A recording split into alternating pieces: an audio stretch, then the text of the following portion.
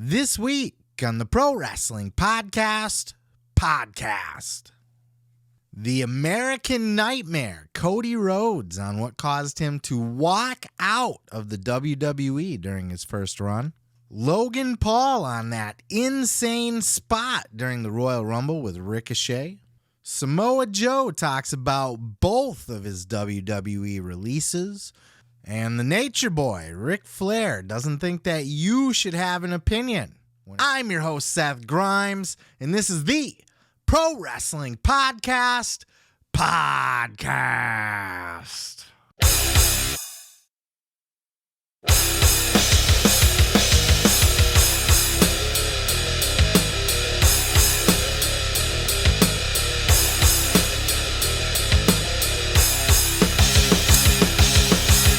What the fuck is up, everybody? Welcome. Come on in to another episode of the Pro Wrestling Podcast. I am your boy, Seth Grimes, here as always, bringing you the news, the highlights of the week in pro wrestling podcasts and shoot interviews. This is the second fucking time I'm recording this. I accidentally fat finger deleted the first recording of this. The whole episode just in the trash. So let's take two on the whole thing because the show must go on. So let's just go ahead and dive right into it. We won't waste any time talking about our first story this week. The American Nightmare, Cody Rhodes, is making the media rounds this week after his big Royal Rumble win this past weekend. Cody Rhodes, of course, got to point to the sign. He's going to WrestleMania, pointing to the WrestleMania Goes Hollywood sign. There was a funny skit while he was doing his rounds. He also stopped by the Bump this week, and there was a funny skit that they did. He was walking through the warehouse, and he was like pointing up to the WrestleMania sign in the warehouse, and then he had a guy following him around with a fog machine. He called him Freddy Fog. That's the newest member of the Nightmare family, apparently. Cody Rhodes, though, making the rounds this week. He was also on After the Bell this week. But it was in this particular clip he was on the IMPAULSIVE podcast with Logan Paul. This after he threw Logan Paul's ass over the top rope out to the floor, eliminating him. Cody was on the show talking about his WWE career, talking all about the Royal Rumble, the comeback from the injury. But it was in this particular clip where he was talking about his first run in the WWE. And, of course, we knew this as the dashing Cody Rhodes and the legacy. And then Stardust moved on to the Stardust character, which Cody did not like. And he has never been shy about speaking out about his distaste for the Stardust character. And in this clip, he goes into great detail about the Stardust character and how it caused him to walk out of the WWE, not ask for his release, not be granted his release, not end his contract and see it out, but literally just, fuck you guys, I'm walking, I'm out of here. Check out this clip. But then they wanted me to do a gimmick, a character like Dustin's, which Goldust is enigmatic, very, depending on if you saw him in 1997, you have a different opinion on how we talk about him today, like envelope pushing, right? That didn't fit for me. And I got some hope along the way where they thought like, okay, it'll be its own thing. It'll be more superhero-like, and I can make that fun. I love comics, and that might be the way to go. And I tried to make the most of it, and kids liked it, and it was fun, and it was very... it was very like a kid's character, and it was like, because it was, my face was painted. It was like wearing a mask too, so I felt like I was at least behind something, but very, very dead inside, very like the sad clown. And I believe so much in the concept, especially because it was true. When I was here at 19, and you did something good, you got rewarded. You did something good, you got rewarded. These little rewards. This was one where I was doing it right. I'm making the most out of this. Is stupid. This is, I'm wearing a trash bag bodysuit. Dustin's got he's just a master painter. I can barely do it. I'm just trying to hang on here. And we were checking those boxes, and they just didn't seem like they were going to get me out of it. And that was where my dad had just passed away. So you have those real problems at home. You don't need any problems at work. And that's where they don't let anyone do this anymore because of how I did it. I handled it poorly, but it was what needed to be done. I just quit. I didn't even sign my release papers. They could probably still sue me today, but I work. I work. I just posted on social, and I very irresponsible. I should have done it differently. I did give him the best heads up. I did. You put in your 2 weeks? I had one meeting 2 weeks before, and then I had one meeting in the last week saying, hey, I'm not coming back unless I'm telling the story of getting this off, getting this. And it didn't happen. And I'm at this Best Western, and I'm sitting in the rental car with Brandy. It's freezing because we were in Scranton. It's freezing. And we were outside the bus. A crew bus was right in front of us and had The Rock and it had the John Cena photo on it from the second Mania. The second. So we've already seen this bus for over a year now. But this story was encompassing really 2 years. This story from the John versus Rock, the saga, and it was wonderful. But when you're on the card, not close to that, and at my level, I had been chipping away a little bit as brass rings here and there, but I hadn't broken through by any means. And I just got so tired of seeing their dang faces. And I loved John. He was my role model in the business. He's a rental car guy with me until he got a bus. But I as much as I did, I just was getting so upset. And I told her, I can't keep looking at the same guys. I can't. I got out the car and I threw a Yoo-Hoo glass bottle up against beautiful Dwayne Johnson's face. There might have been somebody sleeping on this crew bus for all I knew, and shattered everywhere. And I just stared at him like I wanted to fight this giant head on the side of this bus. And I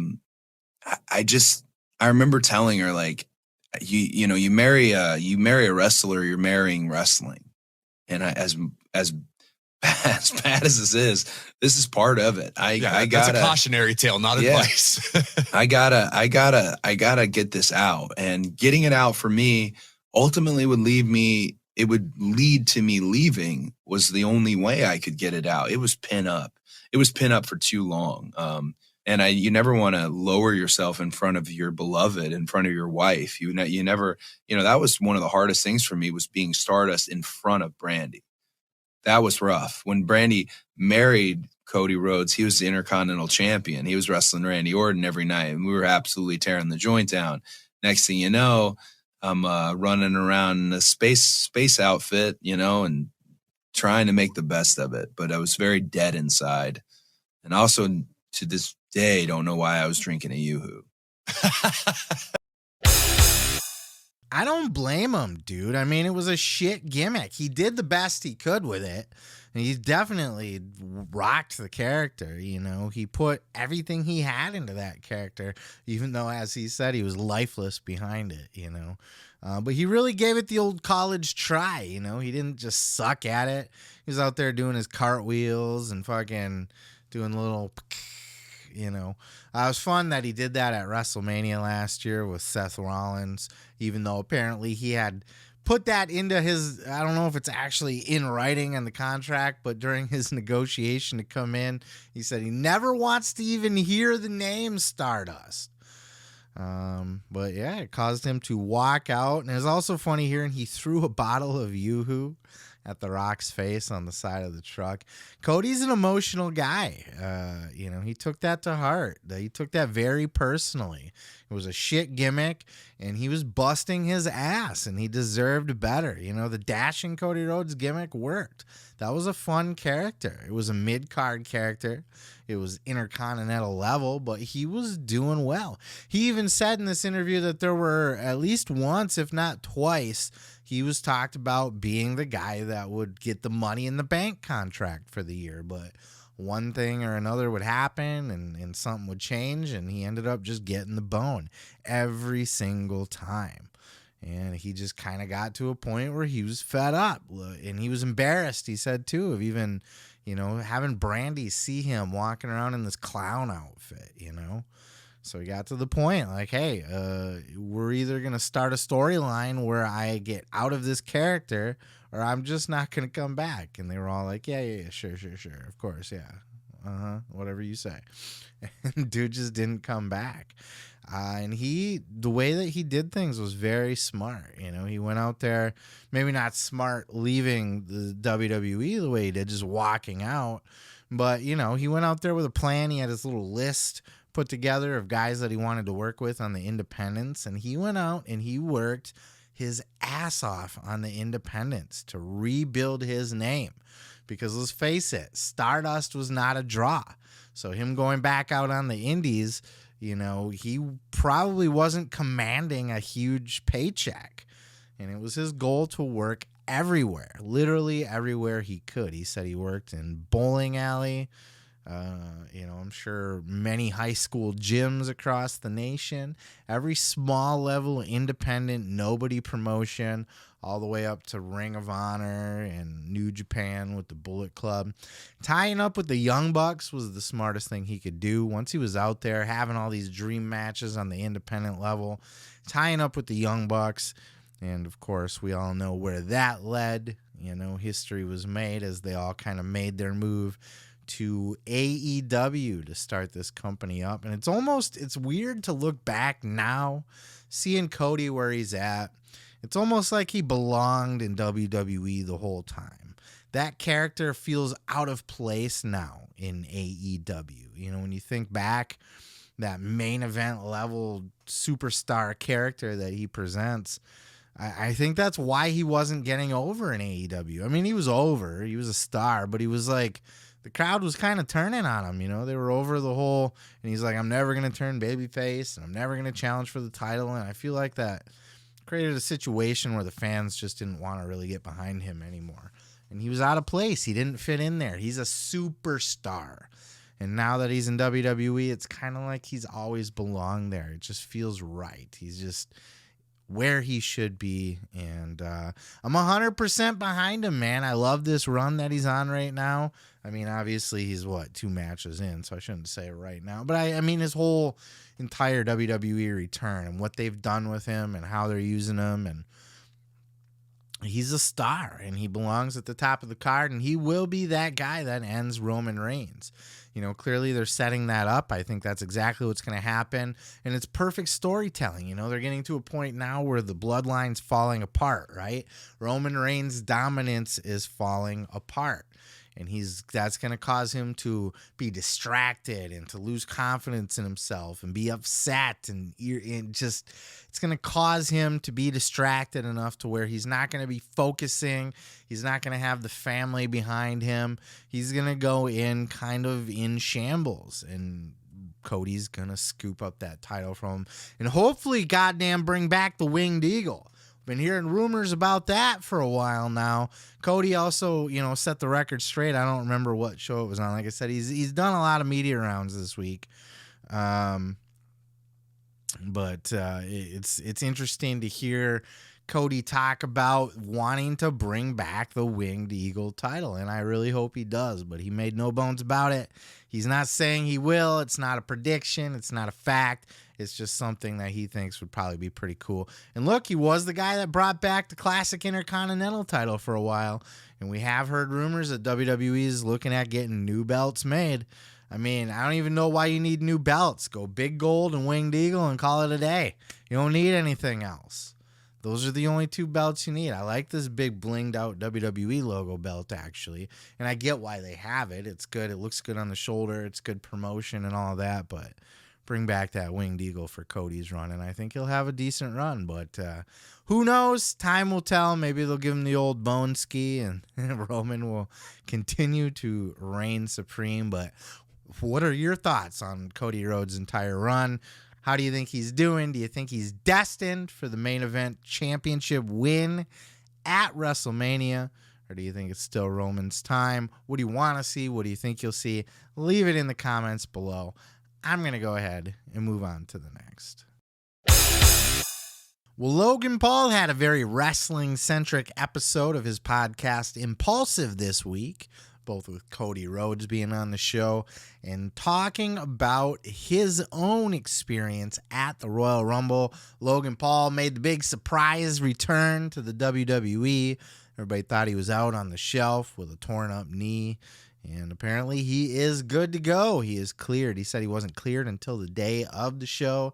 I don't know if I buy that necessarily, or why else would he be there ready to roll. But he was number 29, a surprise entrant in the Rumble, which was a good surprise. Look, I wasn't too fond of this year's Rumble as far as like the surprises go and everything. I would have thought Triple H, this being his first year in charge of creative, that he would have maybe gone a little further and leaned into like the surprise entrance and telling more stories throughout the show.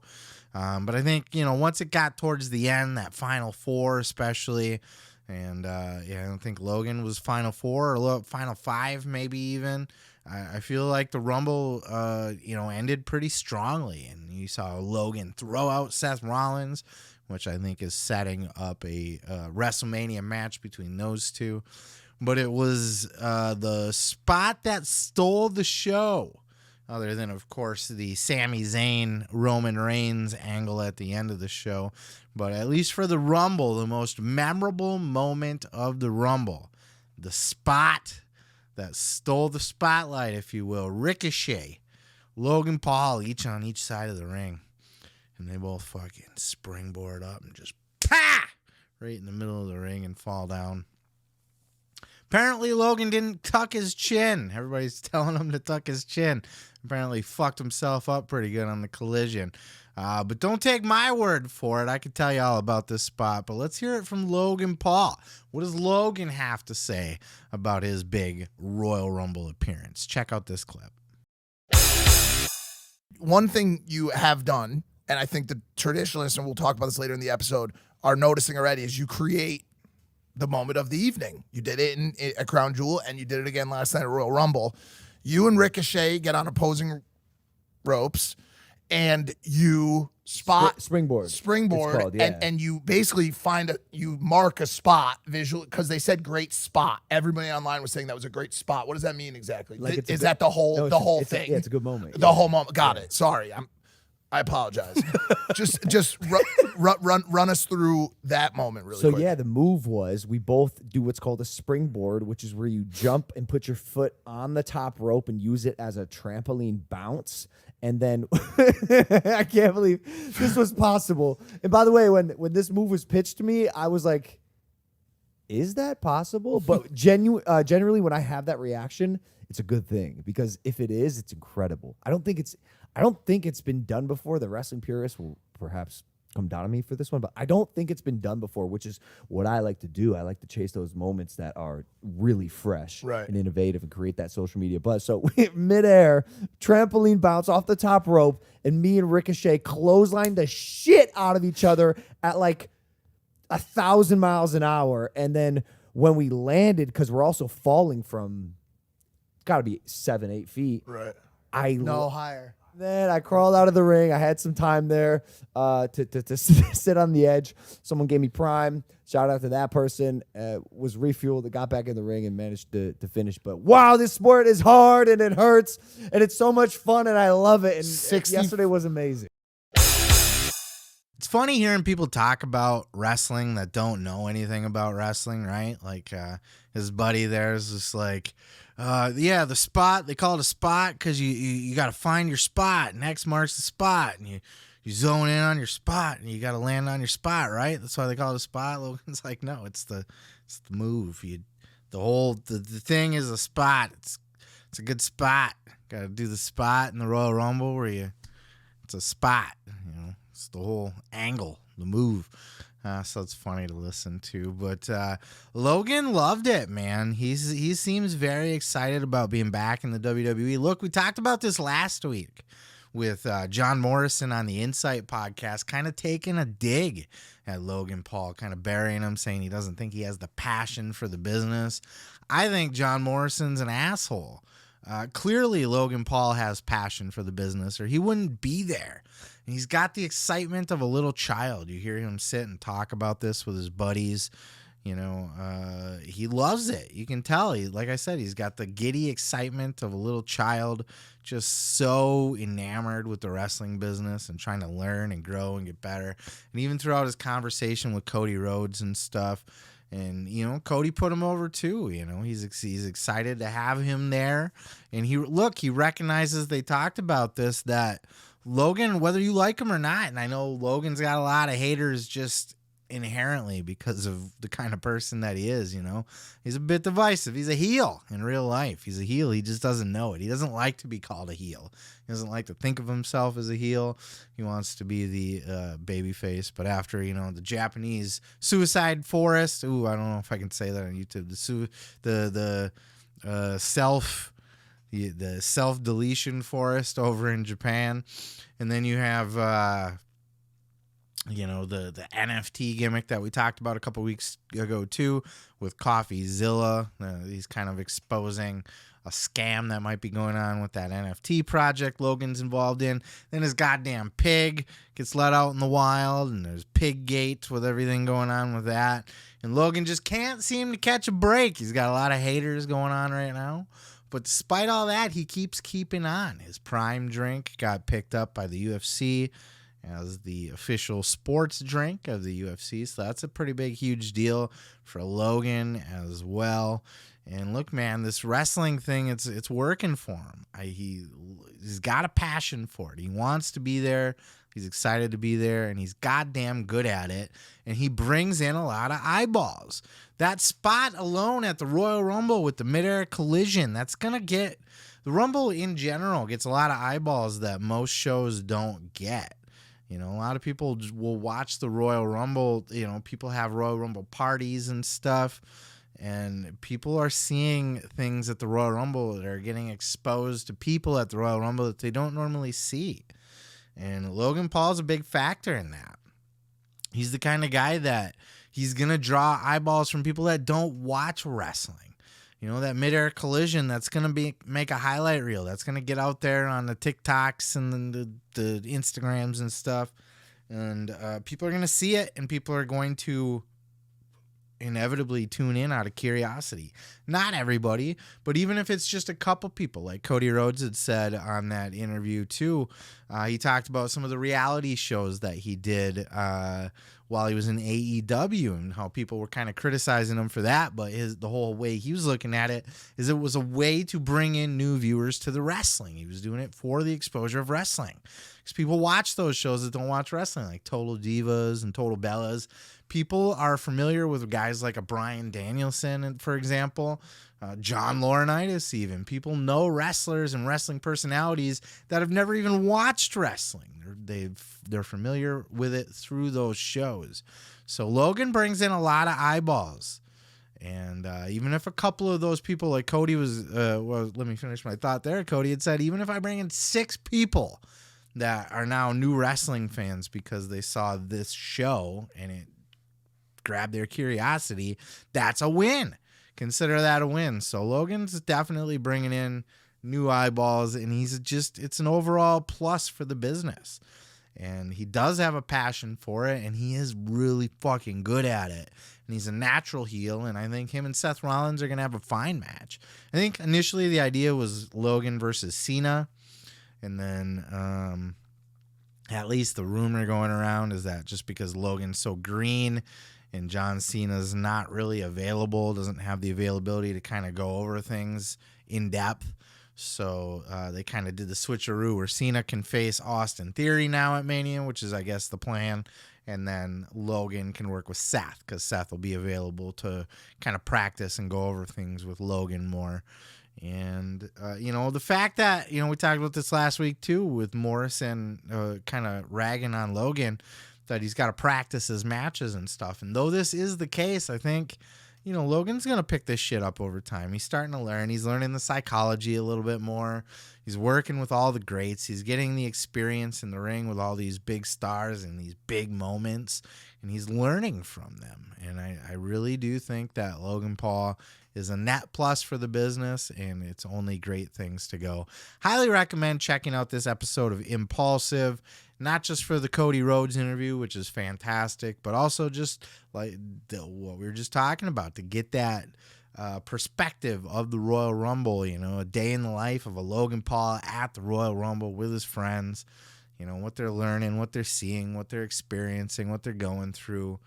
and what that was like. And Logan said he got knocked pretty silly doing that move because he didn't tuck his chin. But he'll learn. One of these days, he'll learn. But let me know your thoughts down in the comments below, and I'm going to go ahead and move on to the next. The king of all television, Samoa Joe, was on the Sessions podcast with Renee Paquette this week, having a friendly conversation. They were talking about all the weapons that Samoa Joe sends Jon Moxley in the mail. You know, just battle axes and whips and that kind of thing. Joe actually, he went into detail about this, said he actually took a whip to somebody throwing rocks up at his kid's window one time outside. Joe went out telling him to fuck off, and the guy didn't want to fuck off, so Joe took this whip gimmick, and just whoosh down on his collar. Said the guy made a sound that no human being should ever make. Just, you know, just fun Samoa Joe stuff, you know, those kind of things. But it was in this particular clip right here where Joe was talking about not one, but both of his WWE releases. I actually forgot that he was released twice by the WWE. But if you remember, he was let go and then re-signed basically instantly. He was let go from the main roster. Then I think it was re-signed back to NXT. And apparently, according to Joe, this seems to be because of some sort of internal beef going on up at the higher levels. Maybe there was a guy, maybe a crazy old perverted man, hypothetically, sitting at the top that maybe had some sort of beef or vendetta with somebody that may or may not be his son-in-law, somebody with a big nose, perhaps, hypothetically. And they were using the talent on the roster that were hired or favorites of the big nose guy to kind of get back at him, to play these games with people's lives, people's contracts. At least that's what Joe has to say. Check out this clip. Then, you know, being released from WWE the first time, it was very bizarre. I will say from the outside, because I was already gone at that point, I was like, what the fuck? It just made no sense. I deigned to say that initially there, as I understand it, unconfirmed, you know, there was issues between the two upper echelons of management, and they were playing out their war with the careers and the contracts of the people underneath them. So, you know, after the initial one, I mean, I didn't have much of a chance to grieve because essentially I was hired back within hours. Because I think I was like, wait, can you do my podcast now? And you're like, nope. Yeah, I think I had to tell you good no because I don't think I'm going to be back there pretty soon. And then the second time, I just kind of chuckled because I realized it was very much the same situation. But at the same time, I mean, I wasn't bitter or mad. I mean, the truth of it is, you know, really and this is to give, you know, I guess WWE some credit, was that I was expensive. You know, I was expensive to keep around. And if, you know, cutting my contract, if they say that saved the company money, trust me, I believe it did. So obviously we don't know for sure, right? We don't know, but this is just another piece to that puzzle where we're all kind of getting these little tidbits here and there, because publicly nobody's going to admit to any kind of beef going on within the company. You know, Triple H, even as recently as this week, I believe, had made a comment somewhere along the way that it was nice having Vince back in for his insight and his wisdom and yada, yada, yada. You know, how soon we forget that Triple H was on the board that unanimously voted to keep Vince out.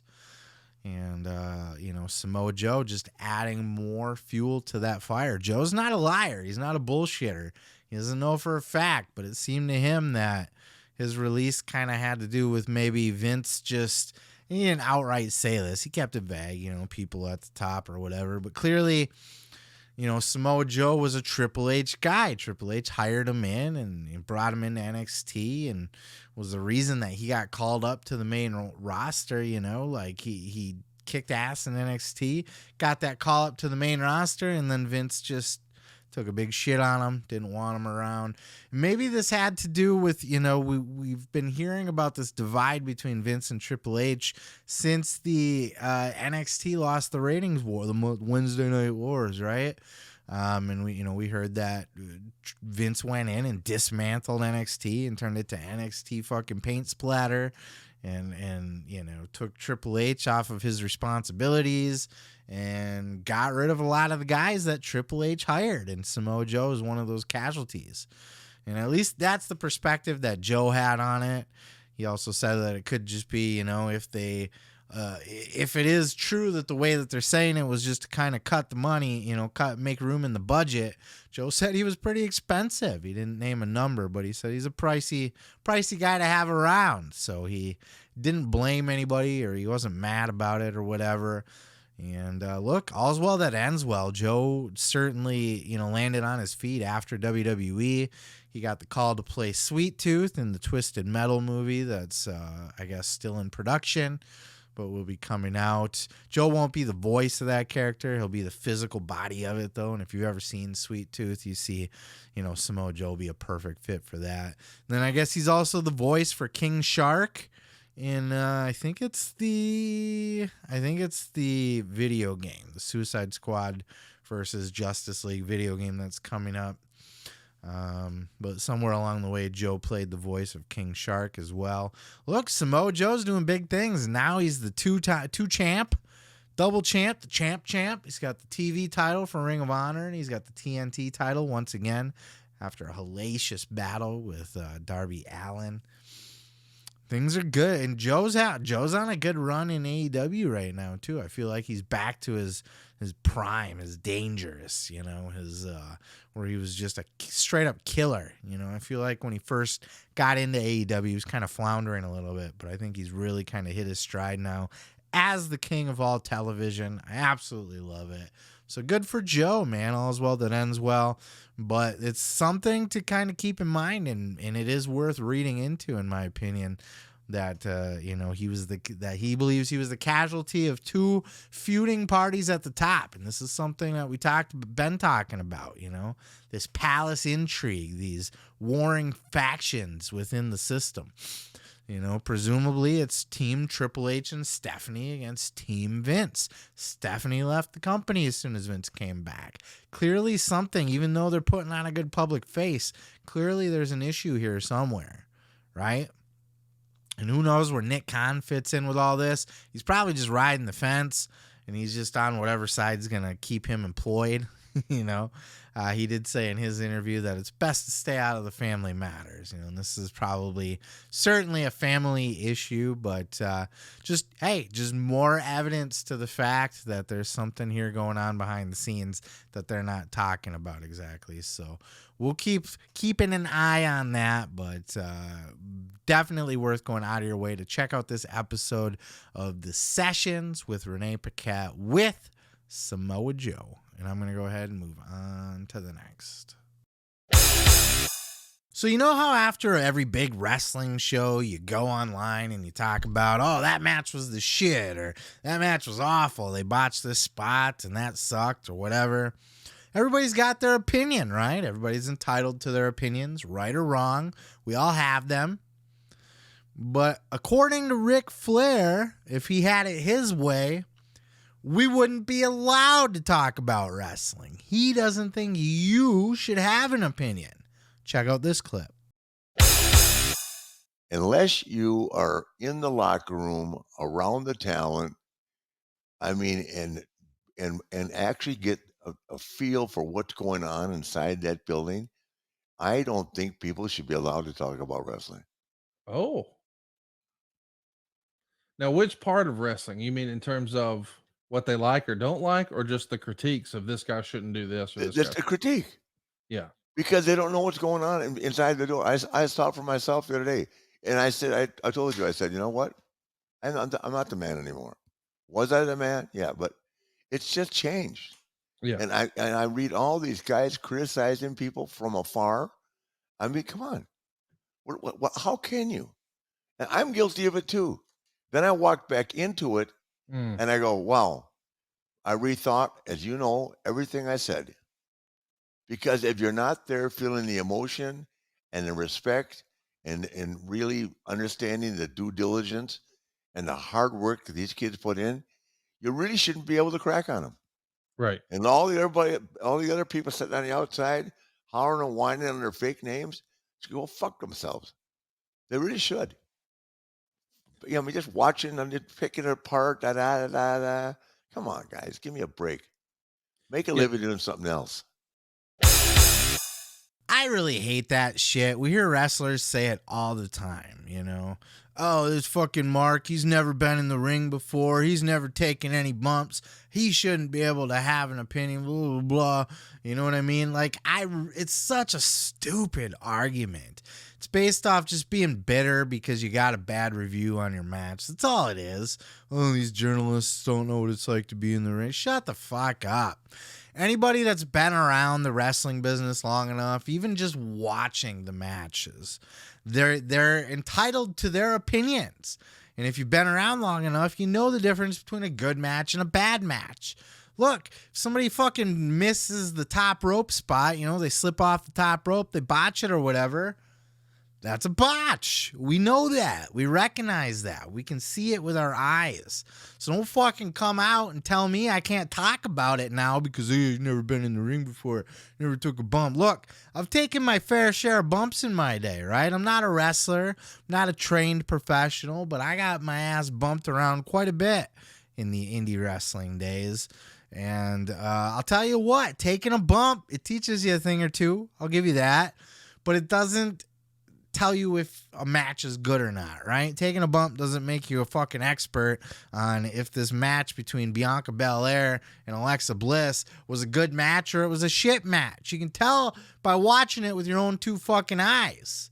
Now, I'll give you that. There's some things, now, if you want to criticize booking, there's some things that maybe if you're not there behind the scenes in the locker room, you just don't know the full story, right? Maybe somebody's out hurt. Maybe somebody's got to take the week off. Maybe somebody's sick.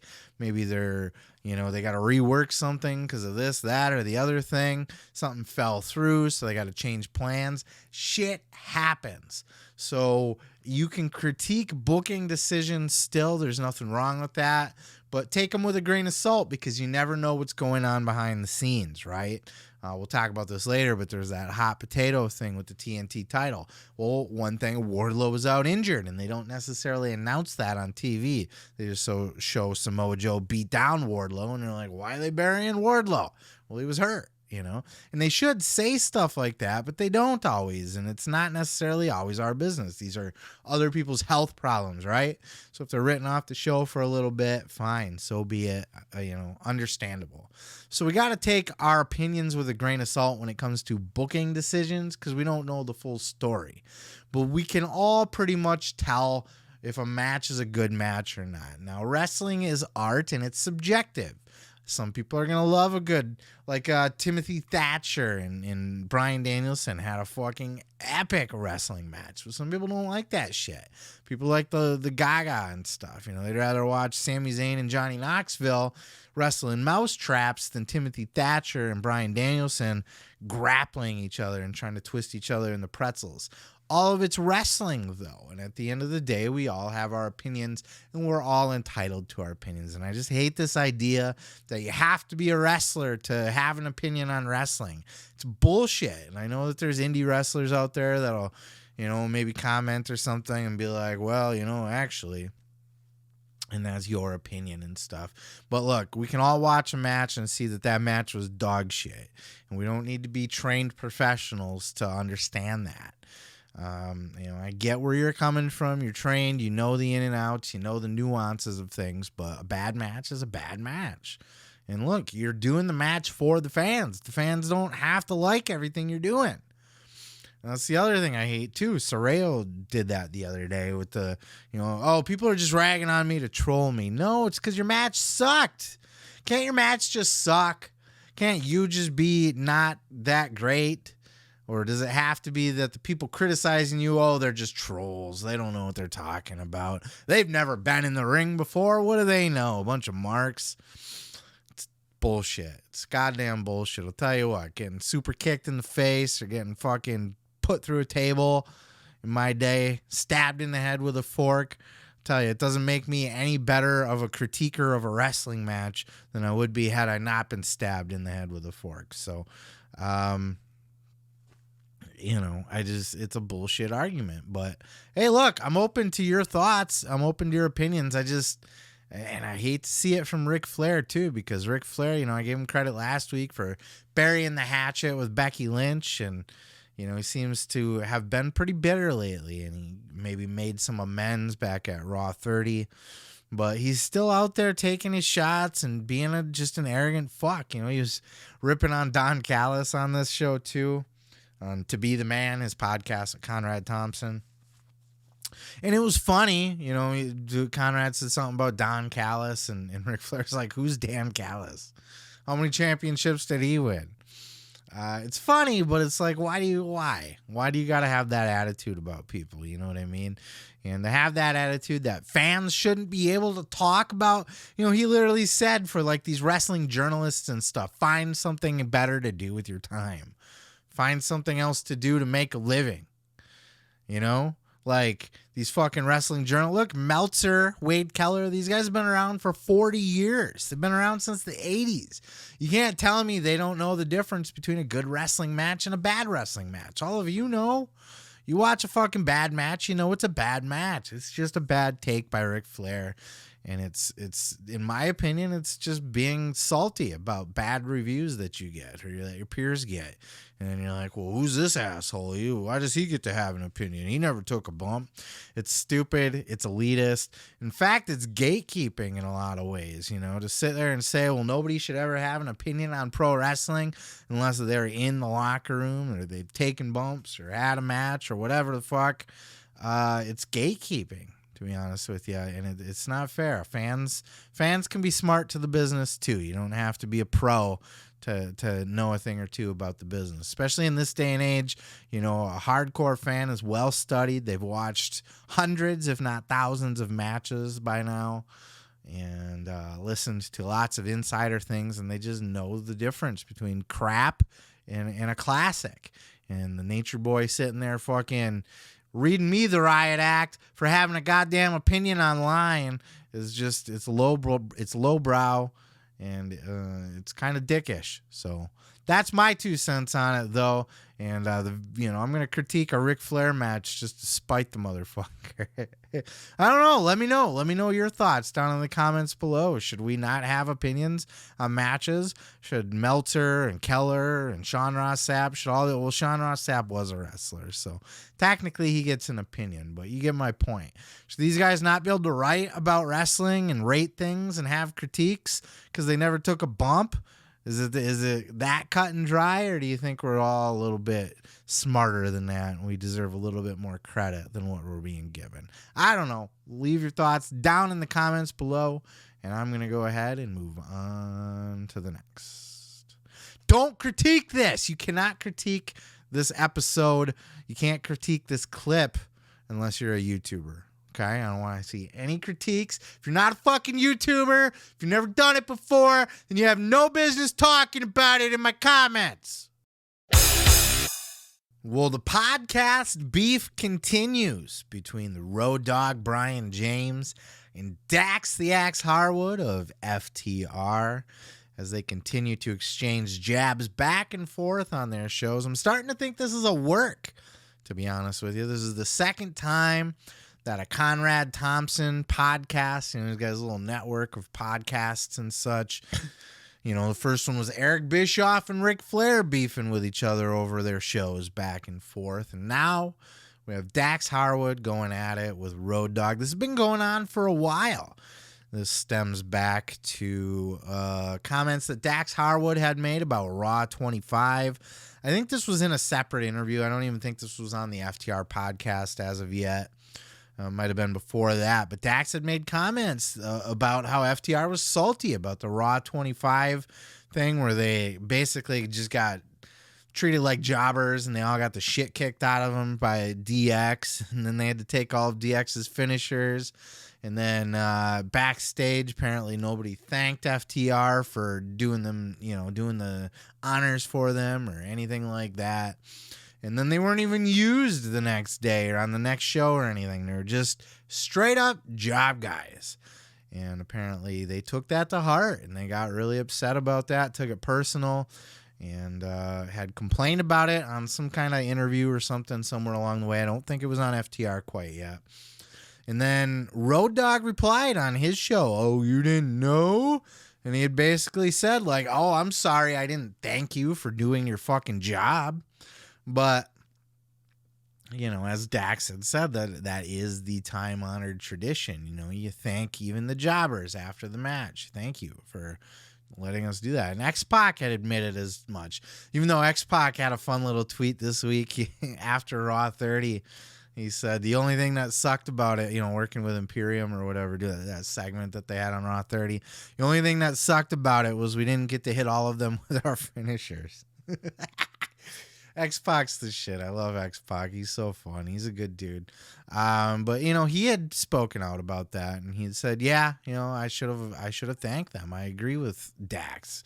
I agree with Cash. I get where they're coming from. But Road Dogg, not as much." And this became a fucking punchline on Road Dogg's show week after week after week.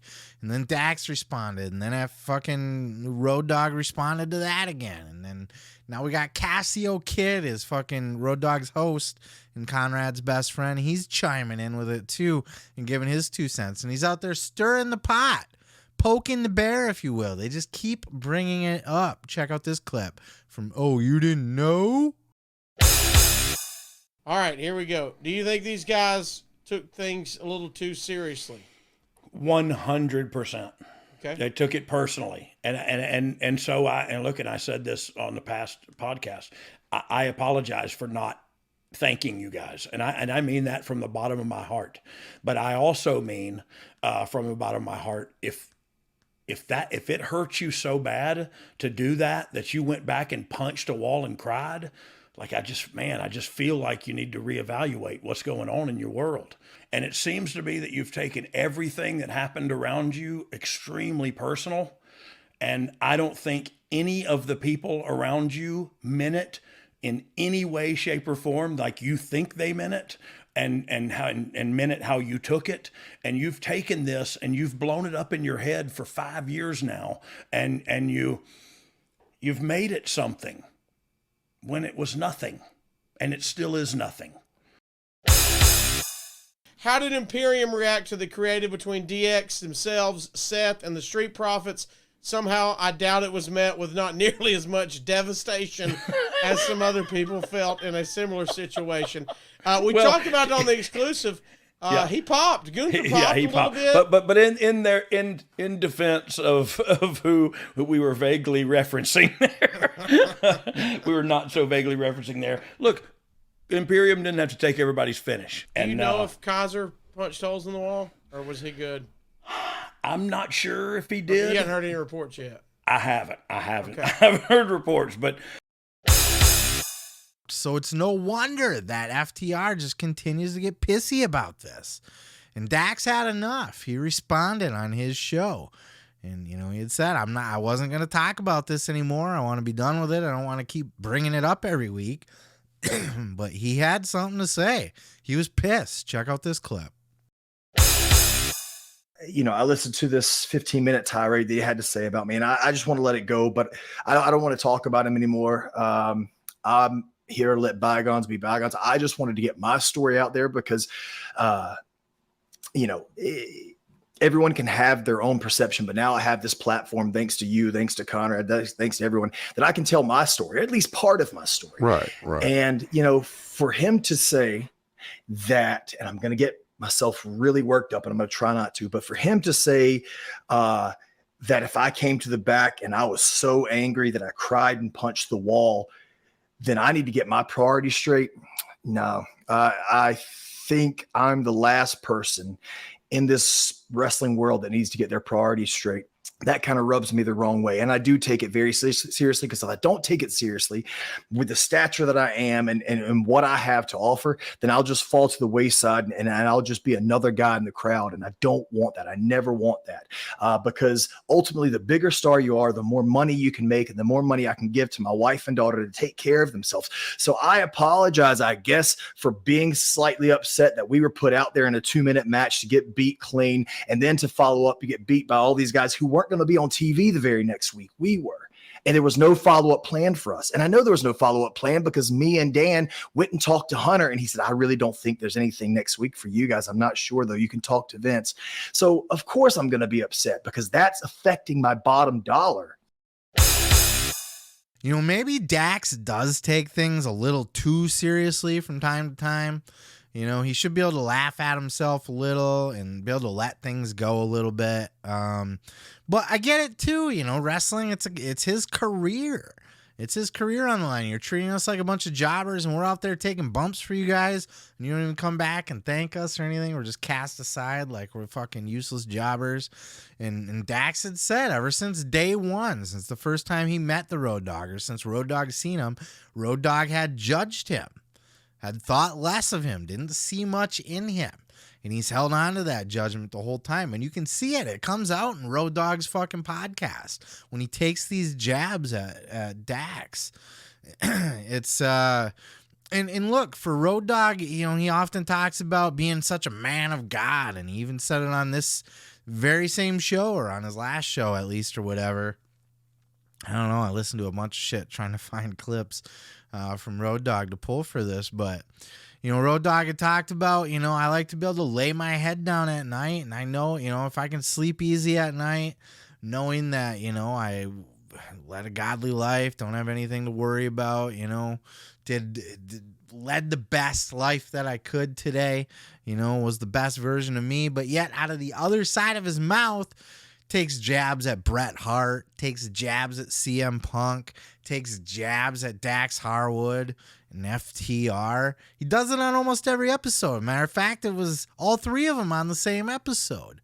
He talks shit about Bret again on the show. He talks shit about CM Punk again on the show, but yet he's a man of God, just trying to live his happy, peaceful life while we're talking shit about all these people and burying them on our show. You know what I mean? And this is a common trope with everybody in DX. You know, maybe not so much Waltman. Waltman's a really good dude, you know, and he's got a good heart and a good head on his shoulders. But Triple H, very famous for this. Shawn Michaels, famous for this as well.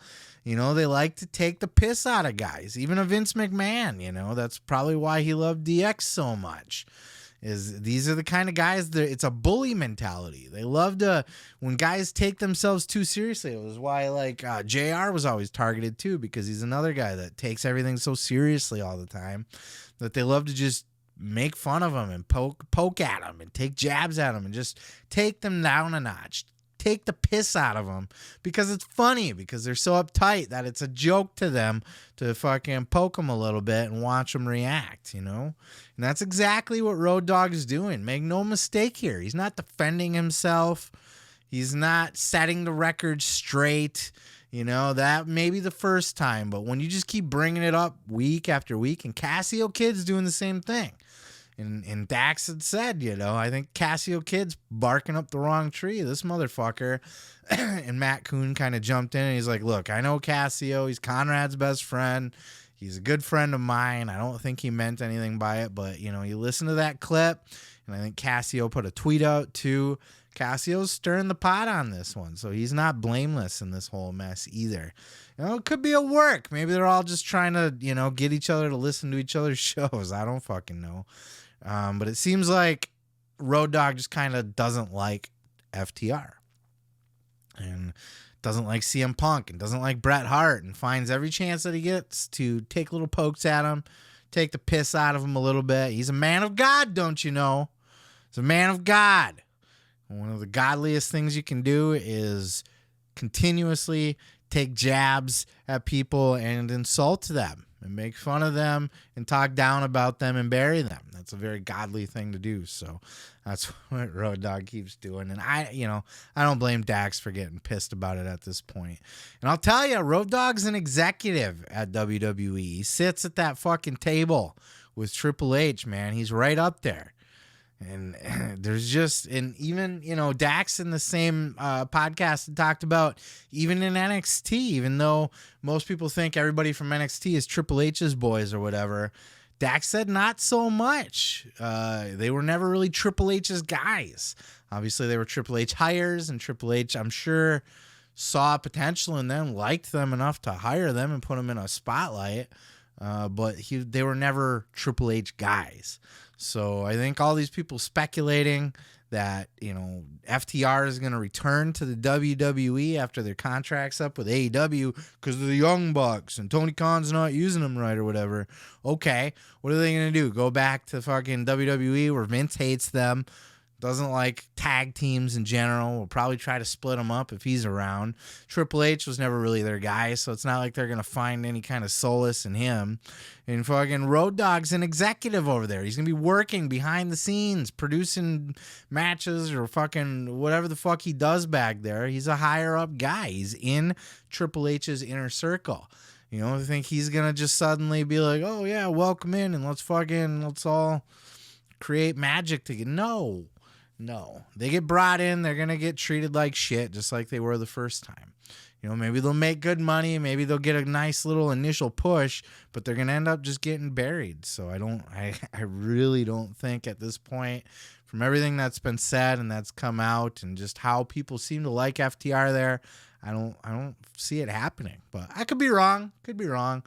But this beef continues. Hopefully this is the end of it. Dax said this is the last he wants to talk about it or address it.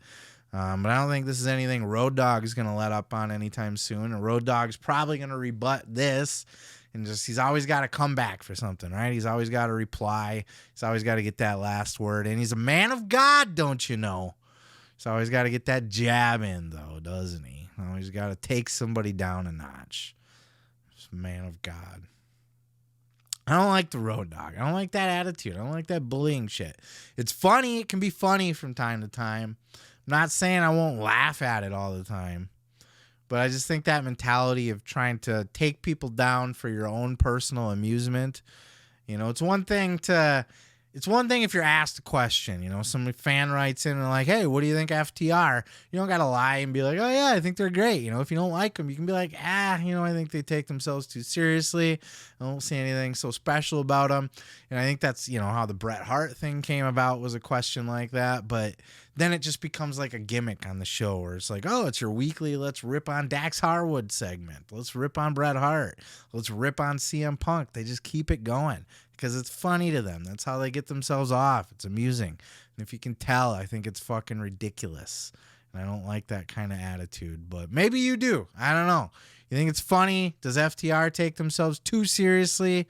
Do they need to be taken down a peg? Are they not all that? Or, is Road Dogg just being a dick? Is he being a bully? Is he out of line when he continues to poke the bear like this? Let me know your thoughts down in the comments below. And I'm going to go ahead and move on to the next. Well, Talk is Jericho this week paid tribute to Jay Briscoe after passing away a couple weeks ago. Jericho had a bunch of different people that have been around Jay, worked with Jay on his show to just come in and talk about their favorite memories of Jay Briscoe. A lot of these were fond memories, and they're just kind of their favorite times that they've spent with Jay Briscoe. A lot of fun stories coming out of this. One of the more common things that everybody was talking about, he had Adam Cole on, he had the Young Bucks on, he had Jay Lethal on. Lots of different people that have worked around the Briscoes that are in AEW now. And one of the most common things was that these guys were sweethearts backstage, nicest guys you'll ever meet. But people were terrified of them out in the ring, Without fail, every single person that commented on the Briscoes talked about how intimidating they were and how scary they were to face in the ring. But one of the more lighthearted stories that were told on this episode came from Samoa Joe. Samoa Joe was talking about a time where apparently it was a pretty common thing as well that was talked about by a few different people, that the Briscoes like to fight each other after they had a few beers. They go out and get a little drunk after a show, and from time to time, they just start getting into fisticuffs, as brothers do. I'm an only child, so I don't know exactly, but, from what I understand, brothers will fight from time to time. It's just a thing that happens, and the Briscoes were not immune to it. And a couple people had said, they'll go in and they'll just throw full-on just fists at each other. And Samoa Joe was on the episode talking about this, and he said, we used to go in and try to break it up right away, but we kind of found out real quick that if you try to break the Briscoes up right away, you're just going to get hurt in the process.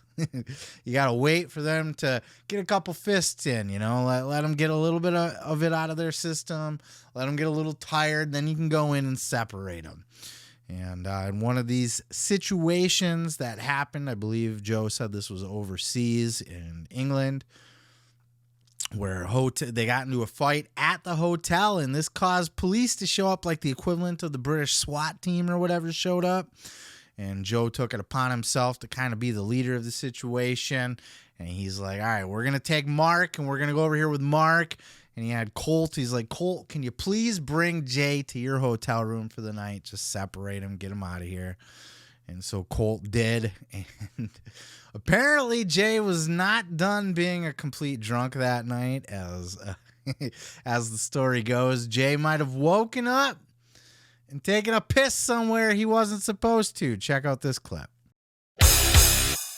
Hear the scream down the hall, son of a bitch, anger, and I'm like, oh my God, it's kicking off again. So I run down the hallway, and Cabana is livid, and he should be, because at some point in the night, Jay woke up and essentially filled up his bag with urine in the closet, mistaking it for the walk into the bathroom.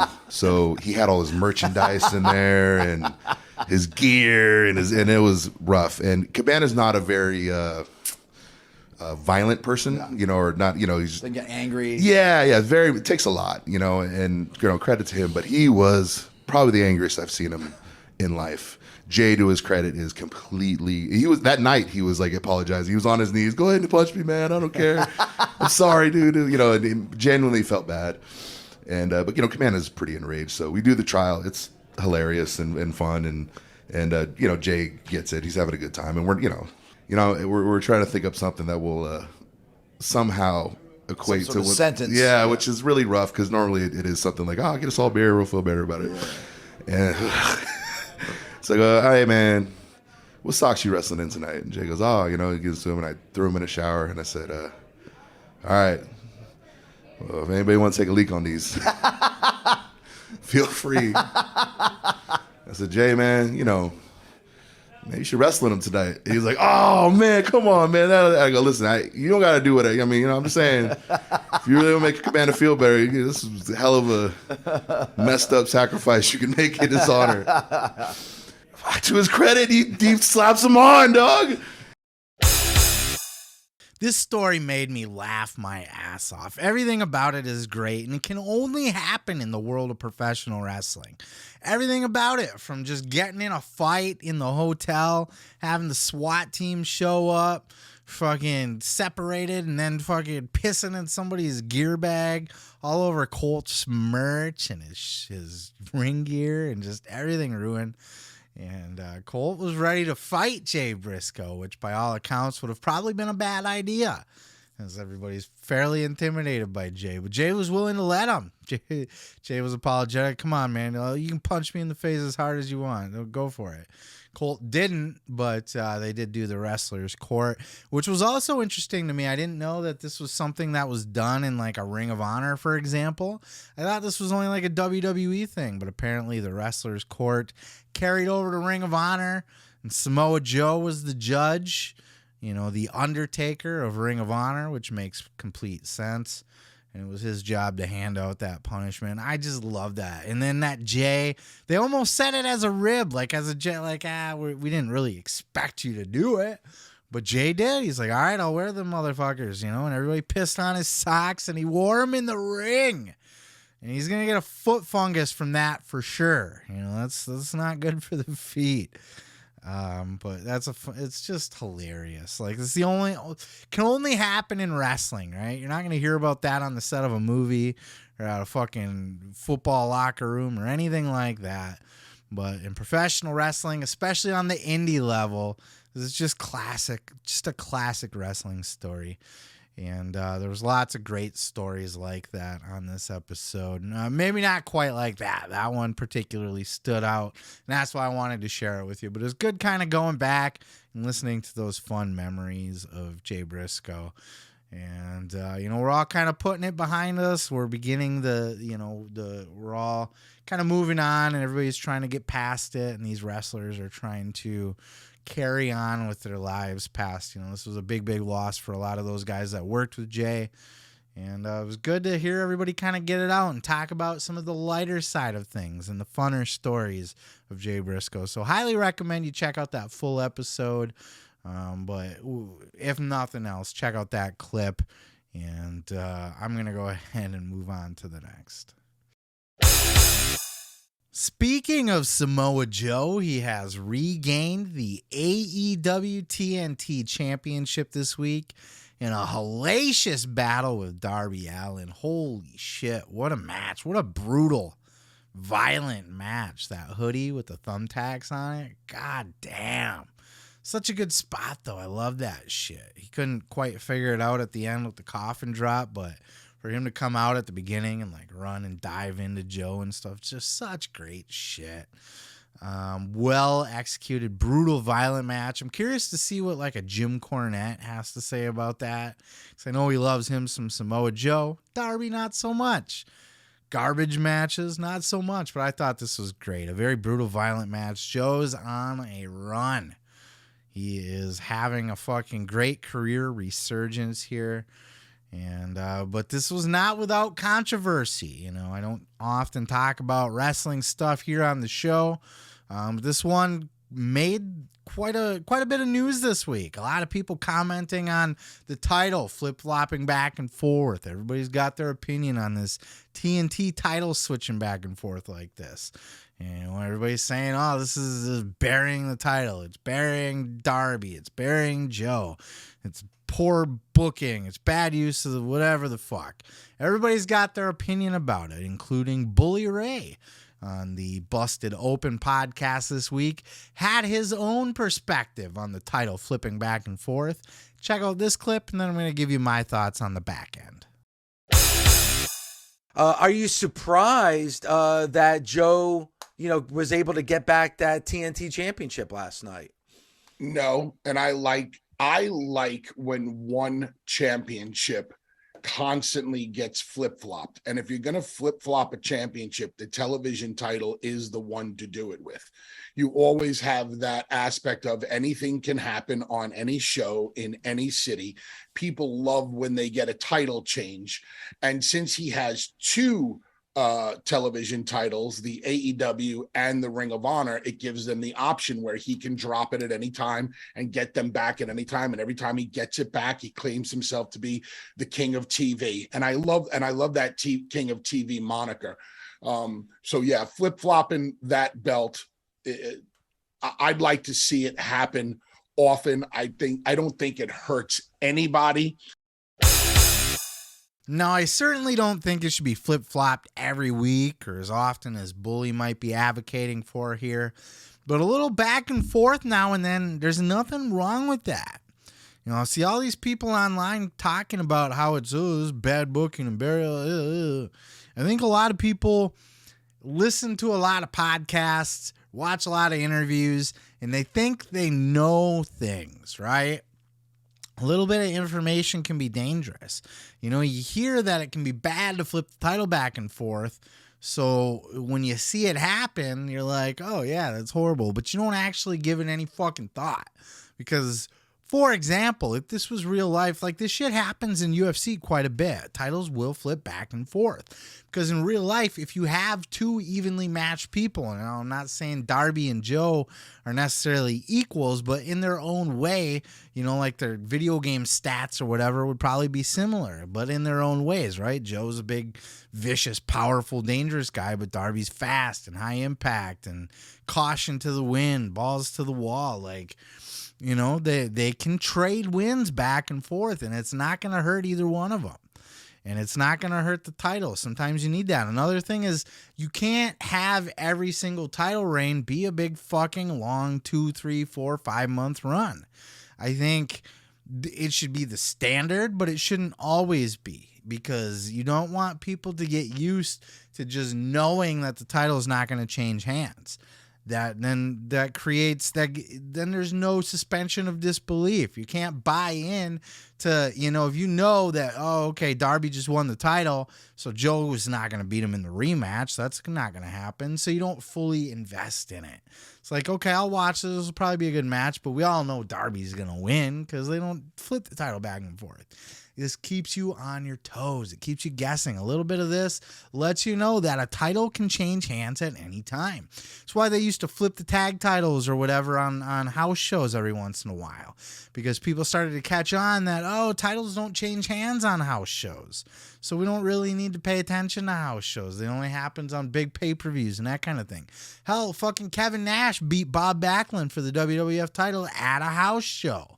So they want to create the perception that anything can happen and that you can't just expect that it won't. That if you have a championship match, you could potentially see a title change. And for the people that are in attendance, that are watching live, it's a little bit different than the people watching week to week, right? People want to see a title change happen in their town on TV. They want to see something historically significant happen on their show that they're at physically. It's people, if you watch it every single week, it can get played out, but you certainly want to see it happen live. Now, I don't think it should be overused. I do think it is a slippery slope, and I do think it can devalue a title or devalue, the people fighting over it if it just keeps flipping back and forth, back and forth, back and forth. But a little bit of hot potato doesn't hurt anything. And I think some of you fuckers get a little bit too much information, but don't actually apply any kind of psychology to it. You know what I mean? Let the title flip back and forth a little bit sometimes. And especially like a Joe and a Darby. That's a great little rivalry going on. And look, Darby's never meant to hold the title anyway. He's a chaser. He's not a champion. He's not a dominant, I'm going to reign over you. You know what I mean? He is the kind of guy that he's great at fighting from underneath. He's the underdog. He's going to scratch and claw his way to the top. He might win the title, but he's not going to hold it because somebody's bigger and better is going to beat him down and he's got to fight from underneath again. He's a chaser. He's not a holder. And that's fine. That's his role. Not everybody's cut out to just be the Roman Reigns. You know what I mean? And not every title should flip-flop. I think, it's more acceptable with the undercard titles. Like when Cody inevitably beats Roman and ends his big long reign, I don't expect Cody to drop it back to Roman at the next pay-per-view or fucking lose it to, whoever the fuck else he's lined up to face next, Rollins, who knows. I would expect Cody to hold that title and have a nice little run with it. But it doesn't need to happen all the time. And I think people, like I said, you just get a little bit of information and you don't really think it through. Just, flip-flop titles is bad. No, it's not bad. It's not bad at all. It happened all the time too in the 90s. The Rock flip-flops the title with like Mankind and it happens. So I think people are overthinking it. I think, and the only reason I bring it up is because I'm sure you've seen it. It's all over the internet. Everybody's critiquing this title change. It's like, God damn it. Plus, you don't even know what's going on behind the scenes. Like if a Wardlow was injured, that could have threw a wrench into things and caused them to change their plans and escalate things or do this little flip-floppy thing in the meantime to hold over. Like, there's nothing wrong with it. Just relax your fucking tits. Everything is going to be okay. Joe's just fine. He's going to be just fine. He's the king of television, for fuck's sake. He's fine. He's in a good spot. Darby, he's certainly not buried, and the TNT title is just as valuable as it always was. So it's much to do about nothing, in my opinion, but it's worth mentioning because everybody's throwing a goddamn fit about it online for no reason at all. But maybe I'm wrong. That's just my opinion. Everybody's got one. Leave yours down in the comments below if you think I'm wrong or if you have another point of view on it and why you think every title reign should be a long-lasting reign and that you don't like the flip-flops. But you're just wrong. That's it. That's all I got for you this week. I appreciate you guys hanging out with me. Shorter episode than the last couple, but the last couple were big news weeks. We had the Jay Briscoe passing away, and then last week was Bray Wyatt, Sami Zayn, the goddamn network with Briscoe and fucking Seth Rollins, and last week was a crazy heavy week. So last couple episodes have been big. Look, this was a slower news week. Wasn't a lot going on. Cody Rhodes out doing a bunch of interviews. Beyond that, there really wasn't anything too juicy to sink my teeth into this week. But I still had to deliver the show and bring you the good tidbits that were floating around out there. But I got to tell you, it was kind of a slow week with the podcast, and that happens from time to time. But nonetheless, another episode in the can. Episode 69, by the way, giggity. So next week, we are on our way to episode 70. 70 episodes of this goddamn show. Wow, I can't believe it. We're going to hit 100 probably this year, it looks like. And also on my way to 1,000 subscribers on YouTube. I know it sounds small. You're used to seeing people with thousands, hundreds of thousands of subscribers, whatever. Look, I'm small potatoes. Help me get there. I need you guys. Show out. Come subscribe to the channel. Help a brother out. If you're not subscribed on YouTube, come subscribe. Hit that button. Stay posted every single time I post a video. Follow me, Facebook, TikTok, and Twitter at Seth Grimes Media. If you're on any of those, that's where I'm posting my shorts and my reels and the TikToks. And I'm also just posting random musings. Anytime I have an opinion about something, a random thought, throw it on the fucking Twitter. Throw it on the Facebook. So come check me out over there. That's it. That's all I got for you. Finally made it through this show for a whole second time. This is the first time I've ever done this, actually. And I almost didn't do the show, but then I just started feeling bad. I'm like, I can't skip a show, because you get pissed when you delete it. You're like, well, fuck this then. I'm not doing it. I'm not doing it again. But, I got it. You can't leave you guys hanging, I took a couple weeks off during Christmas. I don't want to get in the habit where I'm just doing shows every once in a while and then not other times. And, I got to be consistent. Consistency for you guys as I keep trying to grow, because I'm going to grow to the point where I can monetize this bitch and just keep on trucking, keep moving forward, keep bringing you all the news, the highlights of the pro wrestling world, and shoot interviews and podcasts. I appreciate you guys watching. I love you so much. Thank you for putting up with me. Thank you for permitting me to do a little bit of a shorter show than I had the last couple weeks. And look, man, second time around, just thank you guys for hanging out with me. Peace, love, and pizza. I'm your boy, Seth Grimes, and this has been the Pro Wrestling Podcast. Podcast.